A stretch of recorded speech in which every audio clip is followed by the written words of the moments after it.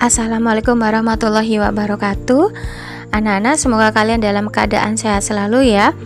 Kali ini Buati akan memberikan materi yang kemarin belum saya isi ya di kelas kalian. Maka saya akan ganti dengan presentasi mengenai PowerPoint materi tentang pemberdayaan komunitas berdasarkan kearifan lokal. Di sini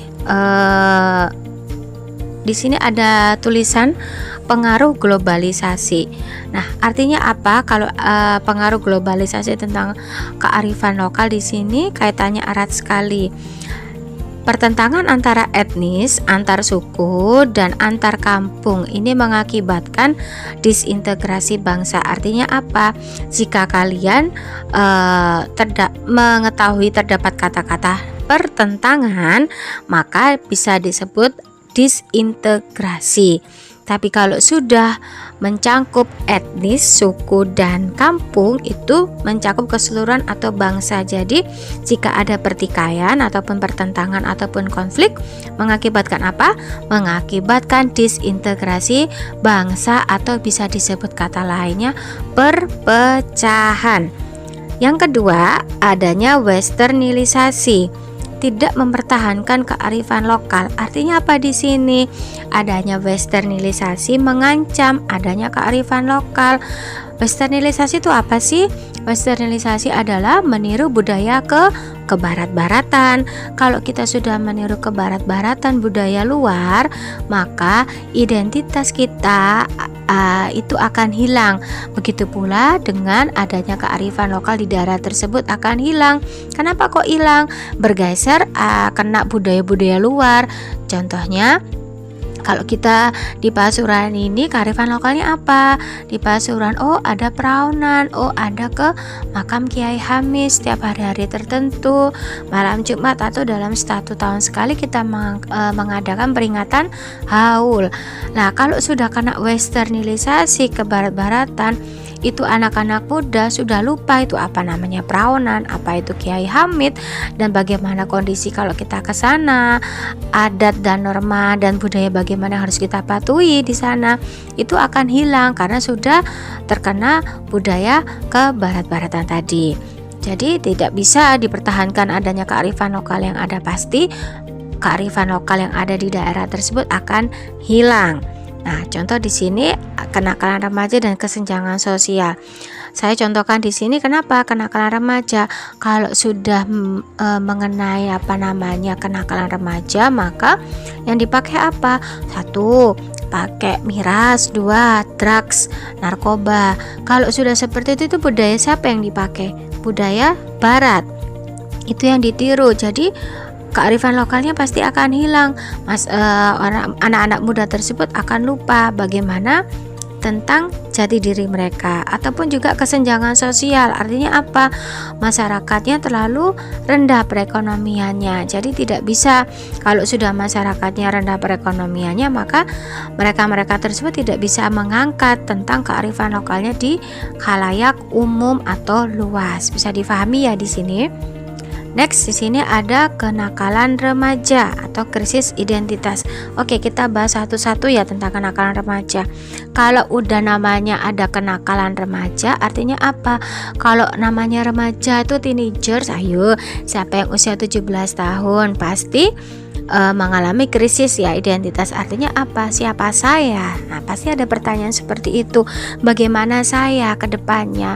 Harus bagaimana sekarang menghadapi permasalahan teenager, menghadapi pergolakan antara bestinya, tentang pasangannya ataupun pacarmu, atau bagaimana menghadapi tingkah laku ke orang tua. Nah, itu pasti terjadi konflik-konflik yang ada, yaitu yang saya sebutkan oleh krisis identitas tadi. Nah, di sini menurut Kartono, mengatasi kenakalan remaja itu ada beberapa cara. Yang pertama, meningkatkan kesejahteraan keluarga.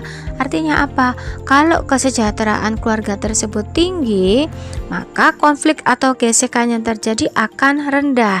Yang kedua, memperbaiki kondisi lingkungan. Kalau lingkungan di sini adalah lingkungan keluarga. Jika lingkungan keluarga tadi sudah harmonis, maka kenakalan remaja yang akan terjadi cenderung tidak pernah terjadi atau kecil terjadinya. Tapi jika kondisi lingkungannya tidak kondusif atau misalnya sudah mengalami divorce atau perceraian, bagaimana kondisi mental anak? Pasti pelariannya ke arah yang macam-macam, bisa juga nanti ke arah ke kriminalitas. Yang ketiga, mendirikan klinik bimbingan psikologis dan edukatif. Artinya apa? Di masyarakat ini larinya ke pemerintah ya. Jadi pemerintah harus menyediakan wadah adanya klinik bimbingan psikologis dan edukatif. Kalau di sekolah kita jumpai ada BK, bimbingan konseling. Di situ guru-gurunya sebagai konselor bisa membimbing kalian bagaimana cara bertindak dan perilaku dan berpikir. Kemudian yang selanjutnya, mendirikan sekolah untuk remaja yang kurang mampu. Artinya di sini apa? Ini pergerakan komunitas ya. Saya contohkan yang di Surabaya ada komunitas pecinta anjal. Anjal itu apa sih? Anak jalanan. Jadi kalau di daerah Joyoboyo dekat parkiran itu ada komunitas yang memperdulikan nasib-nasib anak jalanan tadi yang sudah putus sekolah. Mereka mendirikan sekolah gratis. Mereka mengajar di situ, memberikan pendidikan secara gratis tanpa dipungut biaya. Bagaimana materi-materinya? Ya sama dengan sekolah. Itu yang saya maksudkan ya di sini, mendirikan sekolah. Apakah legal? Legal karena sudah diresmikan. Yang kemudian yang ke berapa tadi? 1, 2, 3, 4, 5 ya. Yang kelima, mendirikan tempat latihan menyalurkan kreativitas para remaja. Sini maksudnya apa?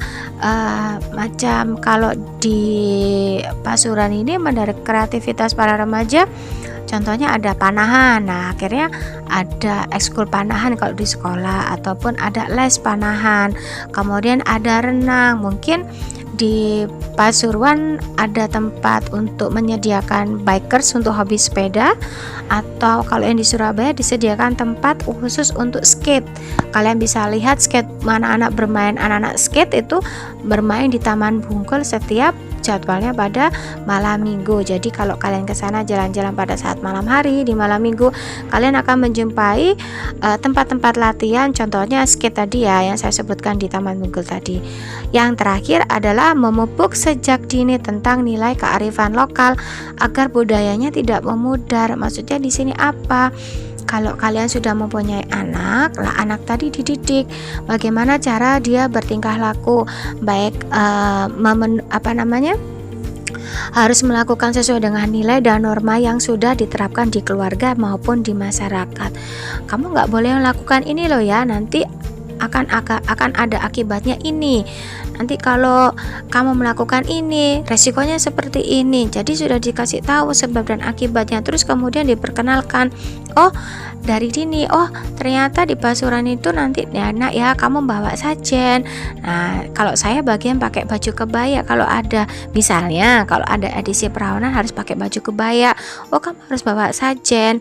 Nah itu yang saya sebutkan tadi, menanamkan nilai-nilai kearifan lokalnya. Kalau sudah ditanamkan dari dini, dari anak kecil, maka sentuhan-sentuhan dari westernisasi tadi tidak akan bisa sampai. Jadi ini adalah salah satu filterisasi atau langkah untuk menyaring apa yang baik dan mana yang buruk. Bisa difahami ya sayang ya dari penjelasan saya. Lanjut ke materi selanjutnya. Upaya mengatasi perubahan kehidupan sosial masyarakat berdasarkan kearifan lokal. Oke, di sini saya ada 2 upaya cara mengatasinya. Nah, di sini ada masyarakat menjadi konsumtif. Artinya apa?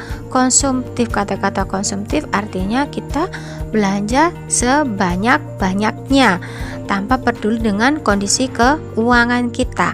Di sini setelah kita melakukan yang budaya konsumtif tuh, kemana-mana selalu belanja, maka ada namanya pergaulan hedonis. Apa sih hedonis itu? Mencari kebahagiaan sebanyak-banyaknya atau cenderung apatis. Artinya apa hedonis? Kalau sudah kena hedonis, kita penting happy, nggak peduli tuh sama yang namanya sad, kesedihan, ada orang berduka, tetangganya lagi ada yang meninggal, harusnya kita takziah. Nah, orang ini tidak mau, si A ini tidak mau kalau harus takziah ke tempat si tetangga tadi, nggak peduli kalau aku ke sana akan merusak kebahagiaanku. Nah, itulah yang saya sebutkan, mencari kebahagiaan sebanyak-banyak, bahkan cenderung apatis, tidak peduli dengan lingkungan sekitar, perasaan orang di sekitar, ataupun lingkungannya misalnya terjadi bencana alam, dia bodo amat, pokoknya gue happy gimana caranya, entar atau dugem atau foya-foya ataupun yang lainnya. Yang kedua, adanya budaya fenomena, maaf ya ini berarti salah nulisnya, harusnya ini kata-katanya fenomena, FEMO, merasa hidupnya kurang, adanya cemas akan ketertinggalan dengan medsos atau pergaulan. Artinya di sini apa? Kalau sudah kena namanya FEMO, itu sudah masuk ke namanya penyakit kejiwaan atau penyakit psikologis.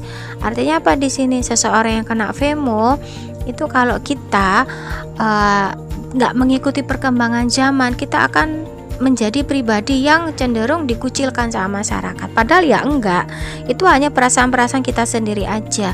Jadi kita ngerasa terkucilkan oleh masyarakat sekitar. Kalau misalnya satu, aku nggak belanja tas itu, nah tas tadi itu adalah identitasku. Nah, tas tadi adalah identitasku. Nah, identitas tadi apa? Waduh, aku kalau nggak belanja tas itu, aku nggak diakui sebagai anak gaul. Kalau aku nggak belanja tas itu, aku akan ketinggalan tren. Nanti orang nggak mau bergaul sama aku. Jadi setiap harinya selalu diruntung oleh perasaan yang cemas, was-was, ketinggalan ini, ketinggalan itu, nanti nggak punya teman, nggak punya ini dan itu. Nah, itu yang sudah masuk ke area psikologis individu. Selanjutnya, cara mengatasinya bagaimana supaya nggak terjadi itu semua?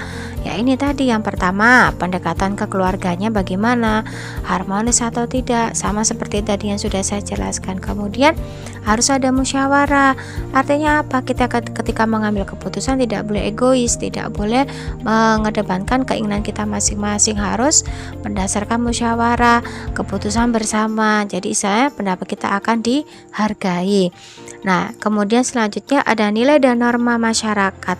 Tetap, jika tidak ingin dicap sebagai yang melenceng di masyarakat, selalu tunduk dan patuh adanya nilai dan norma supaya kita tidak dikira seseorang yang sudah menyimpang atau melakukan tindakan penyimpangan dari nilai dan norma yang ada di masyarakat. Terus kemudian di dalam masyarakat itu harus ada komunitas lagi. Kalau sudah namanya kearifan, maka harus ada komunitas. Nah, di sini saya contohkan ada 2 komunitas di masyarakat. Contohnya komunitas PKK nih, siapa pelakunya? Ya ibu-ibu tadi. Terus kemudian ada Karang Taruna, siapa pelakunya? Anak muda ataupun remaja sekitar. Bisa difahami ya. Kalau sudah ada komunitas PKK, ada Karang Taruna, terus kemudian mereka berkembang komunitasnya, mereka bergerak, maka kearifan lokal tersebut akan terjaga bahkan bisa berkembang. Oke, di sini dari faktor lingkungan. Artinya apa? Kalau supaya kearifan lokal tadi bisa berkembang, maka yang pertama, 1, pembangunan segala bidang tanpa merusak alam. Nggak boleh tuh namanya ngerusak alam. Kalau sudah ngerusak alam, maka sumber daya alam yang ada di dalamnya akan mati atau punah. Contohnya, kalau di Pasuruan kita ada kearifan lokal apa sih? Ada perawanan. Perawanannya dimanfaatkan apa? Ya sumber daya alamnya, Bu. Sumber daya alamnya bagaimana? Sumber daya alam yang di apa? Di mana? Apa? Ya di laut, Bu. Lautnya nggak boleh tercemar. Kalau sudah laut tercemar, maka ikannya akan mati. Kalau sudah nggak ada ikan, masyarakat yang ada di pesisir sekitar tidak akan mendapatkan penghasilan karena pekerjaannya mereka adalah menjual ikan. Nah, jadi adanya kearifan lokal, adanya budaya selalu keterkaitan dengan kondisi alam sekitar. Sumber daya alam tidak bisa dieksploitasi. Yang kedua ini ya, contohnya kalau di Pasuruan, kembali lagi ke perawanan. Kalau kamu memancing ikan, nggak boleh pakai namanya bondet atau bon ikan itu tadi ya. Kalau sudah pakai itu, kondisi lingkungan satwa-satwa yang ada di dalamnya maka akan mati ataupun punah. Yang ini saya contohkan tadi, salah satunya di Pasuruan ya, supaya kalian bisa lebih paham. Ini ada contoh lain. Di sini ada subak di Bali. Subak itu apa sih? Sistem perairan yang ada di Bali. Ada terasiring yang dibentuk. Nah, bagaimana cara mengairi sawah yang ada di Bali ini sudah terkenal, bahkan yang dari mancanegara sudah belajar di Bali bagaimana cara mengelola sistem pengairan yang ada di Bali dengan sistem subaknya tadi. Yang kedua ada Kampung Naga. Kampung Naga ini adalah kampung yang mana terisolasi dari luar. Ada pakem-pakem, ada hukumnya, ada norma dan nilai di dalamnya. Ada pakemnya apa? Nah, di Kampung Naga ini nggak boleh tuh namanya merusak pohon.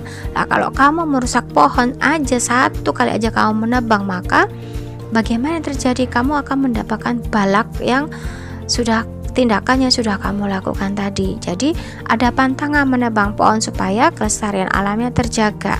Itulah yang diwariskan oleh masyarakat di Kampung Naga. Jadi mereka tidak mau dan tidak mau harus tunduk dan patuh adanya peraturan yang sudah disepakati bersama. Yang di sini ada implementasi pemberdayaan komunitas. Oke, kita bahas satu-satu ya. Ada yang pertama enabling, menggali potensi masyarakat untuk dapat berkembang. Artinya apa di sini? Masyarakatnya itu nggak boleh cenderung yang apatis, harus yang kreatif. Satu keterampilan nggak bisa dicoba keterampilannya lain sampai nemu sesuatu yang bisa dilakukan secara bersama-sama. Artinya apa? Nah, itu cara kita menggali potensi yang ada di masyarakat. Terus dikasih pelatihan. Bagaimana caranya? Oh, kalau pelatihan A gagal harus ada pelatihan B. Terus sampai pelatihan C dan seterusnya. Kemudian yang kedua ada empowering, membantu memfasilitasi masyarakat agar lebih kuat dan berdaya saing. Jadi setelah kamu diberi potensi, diberi keterampilan, si komunitas lagi-lagi komunitas tuh penggeraknya adalah komunitas. Kalau komunitas tadi sudah melakukan pendampingan kepada masyarakat, misalnya tuh yang di Panci, masyarakat yang di Pandaan tadi tentang bagaimana cara membuat panci, memfasilitasi kayak peralatannya, tempatnya. Habis itu mereka akan menghasilkan produk. Mereka akan menjadi seseorang yang mandiri. Setelah produk jadi, maka produk tadi menjadi orisinalitasnya, keaslian dari masyarakat yang di Pandaan tadi. Dengan cara apa? Dengan cara pemberian label. Akhirnya dengan produk yang sudah di label, sudah di packaging yang bagus, kalau dijual sudah layak. Nah, itulah bisa mendapatkan income masuk. Nah, itulah artinya kita produknya sudah bisa bersaing di masyarakat luar ataupun masyarakat sekitar. Yang terakhir ada protecting atau proteksi.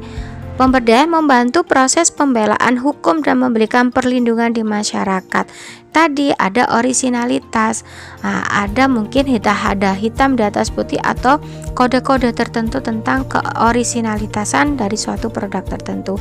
Jika kamu plagiat dalam program itu artinya mencontoh, meniru produk yang sudah dihasilkan dari masyarakat yang di Panci tadi di Pandan, maka kamu akan mendapatkan hukuman. Itu sudah dilakukan secara tertulis. Nah, siapa yang melakukan itu semua? Siapa yang melindungi? Yaitulah komunitas masyarakat sekitar.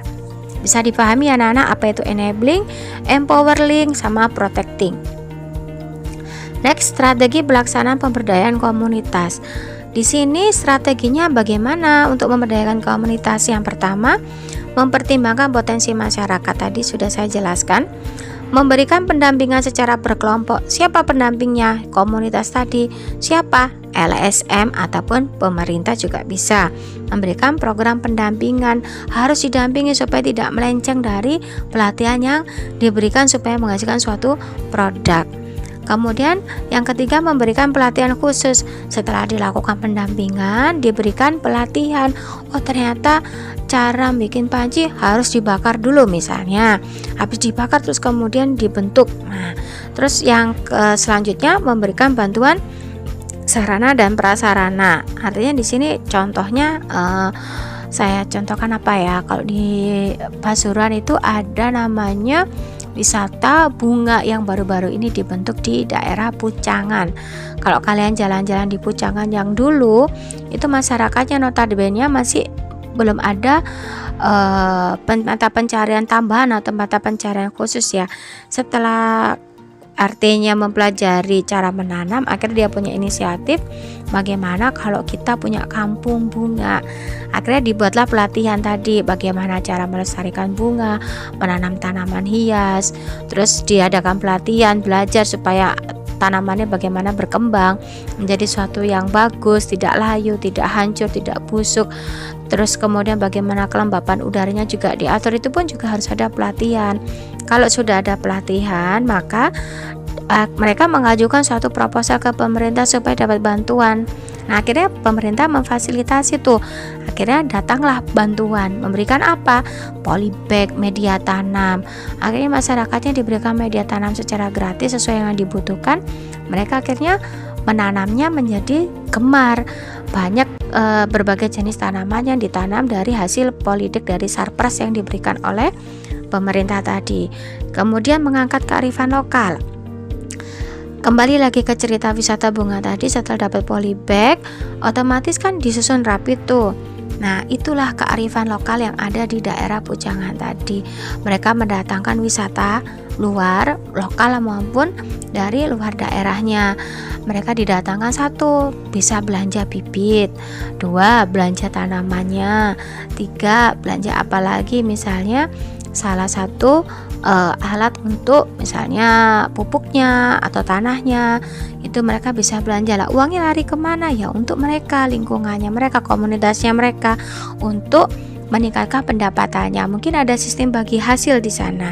Jadi dari adanya pembelajaran tadi, akhirnya masyarakat yang ada di daerah Pujangan tersebut kehidupannya menjadi terangkat akibat dari kearifan lokalnya juga berkembang. Bisa difahami ya sayangnya di sini ya. Kemudian pelaksanaan pemberdayaan secara bertahap. Oke, bertahap ini contohnya gini. Yang di Pandaan tadi wisata panci, kalau sudah diberikan pemberdayaan satu kan, yang kalau yang saya lihat itu kemarin hanya ada satu rumah yang menghasilkan suatu produksi wisata panci ya, ataupun wajan dan teman-temannya itu tadi. Tapi setelah itu diberikan pelatihan sama pemerintah, dilakukan pendampingan, diberikan sarana, kemudian berkembanglah masyarakat tadi. Sudah maju, akhirnya bukan satu rumah saja untuk menjadikan rumah produksi, melainkan ada 2, 3, 4, 5 dan seterusnya. Masyarakatnya berkembang, akhirnya timbullah berbagai macam rumah produksi yang ada di wisata panci tersebut. Bisa difahami ya apa yang saya jelaskan di sini tentang bagaimana cara menstrategi memberdayakan komunitas setempat. Oke, presentasi Bu Eti menjelaskan materi kali ini sudah selesai. Semoga apa yang saya jelaskan di sini bisa kalian pahami, apa yang saya utarakan menjadikan suatu pengetahuan baru untuk kalian dan bisa dipelajari materi untuk bahan ujian. Kurang lebihnya saya mohon maaf. Kalau ada materi yang tidak paham, langsung menghubungi saya baik WhatsApp ataupun bertemu langsung di sekolah. Terima kasih anak-anak atas partisipasinya. Saya akhiri dulu. Wassalamualaikum warahmatullahi wabarakatuh.